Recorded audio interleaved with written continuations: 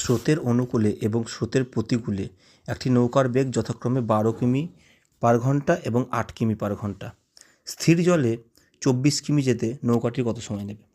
দেখো, স্রোতের অনুকূলে এবং স্রোতের প্রতিকূলে যখন আসবে, অনুকূলে মানে কি, ধরো একটি নৌকা যেদিকে স্রোত ঠিক সেই দিকে যাচ্ছে, যেদিকে স্রোত সেদিকে যাচ্ছে, অর্থাৎ নদী যেদিকে বইছে সেই দিকে যাচ্ছে, তাহলে সেটা হচ্ছে নদীর স্রোতের অনুকূলে।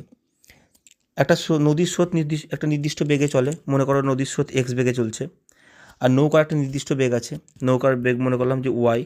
তাহলে কী হবে? স্রোতের অনুকূলে গতিবেগ কত হবে? নৌকার নিজের বেগ প্লাস নদীর স্রোতের বেগ কত হবে? X plus y. এটা হবে স্রোতের অনুকূলে বেগ। আর স্রোতের প্রতিকূলে কী হবে? স্রোতের প্রতিকূলে বলতে নৌকা যেদিকে যাচ্ছে তার ঠিক বিপরীত দিকে স্রোতটা বইছে। তাহলে নৌকার যে বেগ হবে, নৌকার বেগ এখানে ওয়াই ধরেছি, নৌকার যে বেগ হবে সেখান থেকে স্রোতের বেগ বিয়োগ হবে।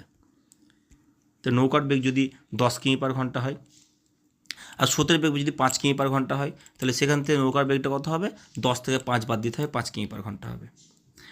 আর স্রোতের অনুকূলে কত হবে? 10 কিমি নৌকার বেগ আর 5 কিমি স্রোতের বেগ, মানে 15 কিমি পার ঘন্টা হবে। তাহলে এইটা সমান হচ্ছে কত বলেছে? 8 কিমি। প্রতিকূলে বলেছে 8 কিমি, 8।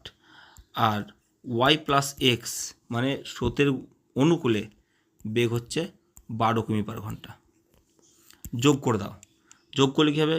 ওয়াই আর ওয়াই যোগ হলে 2y হবে, আর এখানে প্লাস এক্স মাইনাস এক্স কেটে যাবে, কত হবে? 2y সমান 12 প্লাস 8 কত হবে?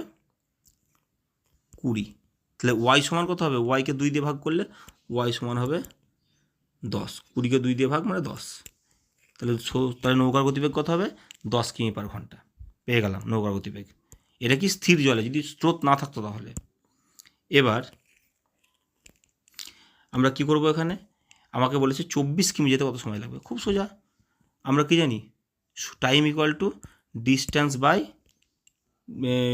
ভেলোসিটি। তাহলে টাইম বের করতে হবে, time equal to distance by তোমার যে স্পিড, সেটা স্পিড বা ভেলোসিটি আমি লিখতে পারি স্পিড। তাহলে ডিস্ট্যান্স কত? 24 কিমি যেতে হবে। আর টাইম কত? স্পিড কত? 10 কিমি, ওয়াই পেয়েছি 10 কিমি, অর্থাৎ স্থির নৌকার বেগ 10 কিমি। তাহলে টাইম কত হবে? 2.4 আওয়ার বা 2.4 ঘন্টা। ডি হবে উত্তর।